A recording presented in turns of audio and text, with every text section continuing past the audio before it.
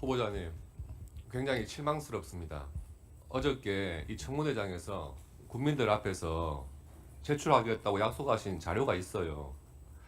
2023년도에 출판기념회 수익금을 보관하다가 혹시 2024년도에 추징금 변제하신 것 아니냐 물어보니까 그것은 2024년도에 1억 8천 대출받아서 변제한 것이다 답을 하셨고요. 또 11명에 대해서 1억 4천만 원 그 대출 채무 있던 건 어떻게 처리했냐 하니까 2025년 1억 5천 대출받아서 변제했다. 이 자료들은 본인 명의의 금융계좌이기 때문에 제출하겠다 이렇게 말씀하셨어요. 근데 오늘 오셔가지고 또 제출하지 못하겠다 이렇게 말씀하셨습니다. 실망스럽고요. 만약에 그 자료가 확인이 안 된다면 저는 굉장히 문제라고 생각을 합니다. 그리고 출판기념회에 대해서도 출판기념회가 불법으로 규정된 것이 아니고 내가 해가지고 수익금, 찬조금을 받았으면 그게 불법이 아닌 이상은 상관없는 것 아니냐. 제도적인 논의는 국회에서 하라. 이런 취지로 말씀하셨거든요. 이 또한 굉장히 실망스럽습니다. 이 출판기념회의 찬조금의 뇌물성에 대해서는요. 법에 규정이 있는 게 아니고 2015년 법원 판결로서 이미 정해진 사안이에요. 2013년 당시에 이명박 정부 때 여당 국회의원 문교위의 위원장이었던 분이 계세요. 근데 그분이 출판기념회를 합니다. 해가지고 유관기관에서 찬조금으로 축하금이죠. 3,360만 원 받았어요. 그래서 실형을 선고받습니다. 그때 판결문에 뭐라고 적시가 되어 있냐 하면 금액의 규모, 출판기념회의 취지, 돈이 조직적으로 건네졌는지 여부, 특정 직무 행위에 대한 공여자 측의 기대, 이런 것을 고려해서 출판기념회에서의 찬조금도 뇌물로 인정된다. 이렇게 판결을 한 거예요. 지금 어저께 출판기념회가 쟁점이 됐습니다. 제가 자료도 띄워드렸습니다. 보건복지위 위원장으로 있으면서 1억 5천만 원 찬조금 받으신 거잖아요. 금액이 작은 금액이 아니죠. 출판기념회의 취지, 뭐 신인 정치인이 알리려고 한 거 아니죠. 보건복지위원장으로서 한 겁니다. 책 제목도 그렇고요. 조직적으로 건네졌는지 어제 보셨죠? 대한의사협회, 간호사협회, 치과의사협회 이런 데서 홈페이지에 출판기념회 한다고 떠있고 막 그래요. 특정 직무행위에 대한 공여자 측의 기대, 찬조금 낸 사람들 그런 유관기관 단체분들인지 아닌지 확인만 하면 되는 겁니다. 지금 후보자께서 어제 제출하겠다고 약속하신 자료 지금 안 내고 있고요. 그러면서 해명이 됐다고 하시는 부분, 그리고 이런 출판기념회에서 거액의 후원금 받으신 부분, 이런 부분은요 이제 인사청문회 영역을 넘어서 저는 수사 영역으로 가야 한다고 생각을 합니다. 검찰이나 공수처에서 수사 안 한다면요 김민석 국무총리의 불법 정치자금 수수 의혹 규명을 위한 특별검사 저는 필요하다고 봅니다. 이제는 자료로서 해명하실 때가 됐어요. 그리고 강신성 씨 문제 증인으로 못 나오죠. 못 나오는 분입니다. 왜 강신성 씨를 제가 오전에 언급했냐 하면요. 민주당 측 관계자라고 하는 분이 저한테 연락이 왔어요. 강신성 씨와 김민석 후보자의 관계 20년 동안 지켜봐왔다. 과거에 판결문상에 강신성 씨가 어떤 대가를 바라지 않고 돈을 준 거기 때문에 단순 뇌물죄가 아니라 정치자금법 위반으로 처벌됐을 뿐이에요. 그런데 이분이 정치를 하기로 마음먹은 이상 그 이후에는 달라졌다고 봐야 돼요.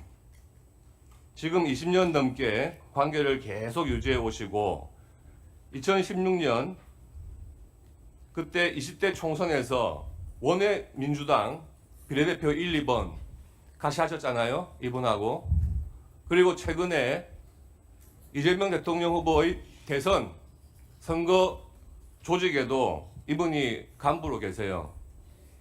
그리고 이분 원래 제가 확인해봤더니 예전에는 압구정동 미성 아파트 살다가 갑자기 주소가 광명으로 옮겨졌더라고요. 그래서 왜 그랬을까 확인해보니까 2017년에 이현주 의원이 더불어민주당 탈당하면서 그 광명을 지역위원장이 비게 돼요. 근데 이분이 지역위원장으로 갑니다. 지금 더불어민주당과 합당한 이유죠. 이후에. 그러니까 광명에서는 중앙에서 내려온 낙하산이라고 막 반발을 해요. 그런데 2018년도에 강신성 씨를 비롯해가지고 11명한테서 1억 4천만 원을 대여하는 겁니다. 이 후원자 그룹의 단톡방도 있답니다. 2020년 21대 총선에서 이 강신성 씨가 광명을에 경선 출마했지만 양기대 씨한테 져가지고 탈락을 합니다. 그 이후에 지금 계속해서 광명에서 정치를 하기 위해서 활동 중에 있고 내년 지방선거에서 광명시장으로 출마하시려고 준비한다는 거예요. 국무총리직에 가시면은요, 그동안 과거의 인간관계 마음 아프지만 끊으셔야 됩니다. 스폰서 후원자라고 하시는 분들요, 20년 동안 아무런 대가 바라지 않고 지원해주는 척 하다가 마지막에 한 번 혜택 보는 거예요.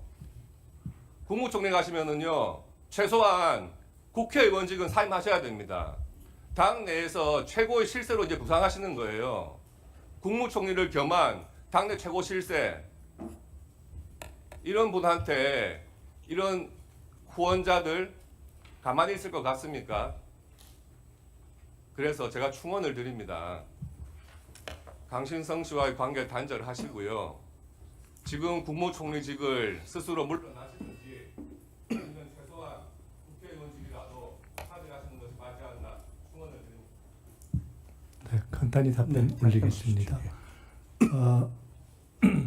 아까 말씀드렸듯이 이미 제가 몇 가지 전제를 달았습니다만은 법무부의 출입국 기록에 관한 것은 제가 동의를 해서 이미 제출하도록 해라라는 말씀을 법무부 측에 전했다는 말씀을 이미 드렸습니다. 언제 어떻게 될 것인가는 사실은 제가 알지 못합니다. 그건 법무부 출입국 관리소 측에 제가 입장을 전했기 때문에 아까 이종배 위원장님께서 말씀 주신 대로 이러한 자료는 되고 이러한 자료는 안 된다라는 설명은 사실은 제가 드리는 것은 아니기 때문에 아마도 통상 이런 경우에는 총리실의 준비단에서 하지 않았는가라는 생각이 들어서 저는 그런 부분은 제대로 됐는지 안 됐는지 제가 정확히 알지 못해서 그런 부분은 아마 지금 이후라도 되면 좋겠다는 생각을 가지고 있다는 말씀을 드립니다. 출판기념회와 관련해서 출판기념회는 뇌물성이다 또는 출판기념회에서 된 책값은 그것이 평균 얼마가 되든지와는 상관없이 찬조금이다라고 규정하신 부분들에 대해서는 전반적으로 제가 동의하느냐 아니냐가 중요한 것은 아니겠습니다만 개인적으로는 저는 아마도 이것은 출판기념회 전체에 대한 법적 규정을 우리 곽규택 의원님께서 다시 하시지 않는 한 대부분의 동의를 받기는 좀 어렵지 않겠는가 이렇게 생각을 합니다. 제 출판기념회와 관련해서 대략 이것이 평균 어느 정도의 액수로 후원금이 출판 축의금이 됐고 그리고 거기 참여하신 분들은 현재 출판기념회상 주어져 있는 법 규정에 어긋나는 분이 없었다라는 점을 다시 한번 말씀드리면서 그에 어긋나는 경우가 있다라는 어떠한 입증할 내용이 있으신지 궁금해서 여쭤보려고 합니다. 그리고 조금 전에 강신성 씨 말씀을 쭉 하셨습니다만은 곽 의원님이 말씀을 하시면서 이미 지적하셨다시피 강신성 씨는 지난번 최초의 정치자금 사건이 있은 이후에 그 피해로 해서 저와는 다른 후원적 근검관계가 있지는 않고 말씀 지적대로 정치를 하는 분으로 신분이 전화했기 때문에 그 이후의 관계에서는 정치적인 어떤 관계 이외에 다른 금전적 관계가 후원자로 존재하지는 않는다. 그렇기 때문에 1억 4천을 차용하는 데 있어서도 맨 마지막에 그것을 채우지 못해서 차용증을 쓰고 차용을 받고 이자와 원금을 돌려드린 것이어서 그분과의 다른 관계가 인간적 관계든 어떻든 제가 좋아하건 100을 좋아하든 1000을 좋아하든 그분에게 차용증을 쓰고 돈을 빌려서 이자를 갚고 원금을 갚은 것과 무슨 어떤 법적인 연관성이 있는 것인지 저로서는 이해하기 어렵다 하는 말씀을 드립니다. 나머지 뭐 주신 총리가 될 경우에 여러 가지 국회의원직 등등의 문제에 대해서는 주신 말씀으로 그냥 이해하도록 하겠습니다. 네. 본위원장과 관련된 부분은 후보께서 준비단에다 이렇게 네. 미루실 일이 아니고 어쨌든 후보가 전체를 책임져야 되는 입장이거든요. 그럼 그런 걸 제가 제대로 설명할 가서 수 있는 부분을 네, 설명했는지 하겠습니다. 이런 예. 것도 확인을 하고 후보께서 좀 그런 걸 다 챙기셔야 된다 하는 말씀을 네, 네. 드립니다. 네.